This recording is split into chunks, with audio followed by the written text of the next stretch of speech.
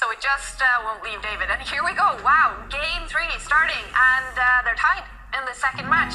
If Magnus wins this game, it's going to be over. He will be the winner. But if it is a draw, then we will have another game. Yeah, that's right. So Magnus, he needs to get 1 point out of the next 2 games. That's no given, especially with black. Oh, wow, I was about to say Magnus is going to play super solid. He's just going to try and get into the game. The draw's still fine for Magnus, recovering from the last defeat, but Duda has already surprised Magnus on move 3 with a really rare option here. He's just pushed this pawn forward 1 square. Normally we see the Italian game, the Spanish game, might bring out the bishop in a different direction, different angle. But no, he's created a safe square for this white bishop to fianchetto itself, and I nearly never see this at top level these days. Yeah. Really surprising choice by Duda. It is a surprising choice. Now, if white were to develop the knight on the left side of the board, he would have a specialty of the England women's team from the early 2000s. We all played it. So Magnus playing the most committal move, challenging in the center. But is this the best? It's not the most popular response, that's for sure. Definitely not the most popular response. Nearly always black brought out the kingside knight to attack white's pawn in the center, but Magnus traded off those pawns, and the reason this is a bit surprising from the world champion is he's breaking the rules. Black's queen came out too early, and after the white knight jumped forward, the black queen, which did kind of bravely enter the center of the board, is forced to take a step back. So right now, white is ahead of development. White has developed 2 nice knights out there, and meanwhile, black with the queen. That queen might be a big target throughout the next phase of the game, especially in the late opening, early middle game. Black might have to lose even more time with the queen.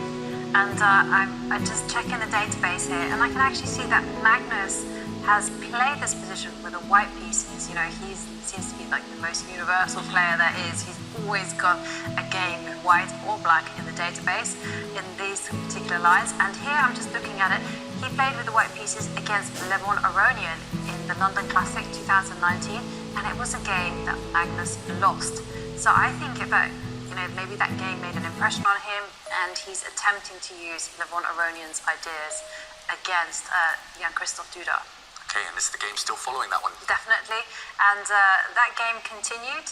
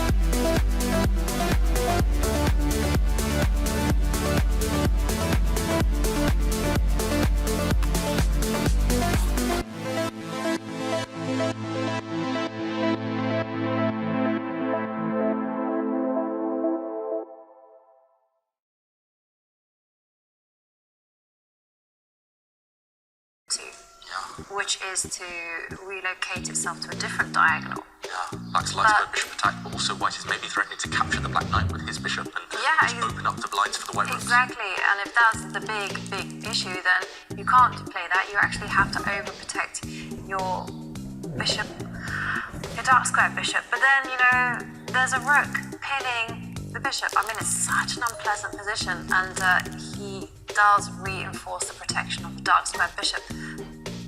But at the very least now, very minimum, Duda could just use the white queen, pick it up, bring it across 2 squares, and take black's light squared bishop for free. And actually, Duda would be ahead on material there, and with an attack going on. So +3 for white now, according to the computer.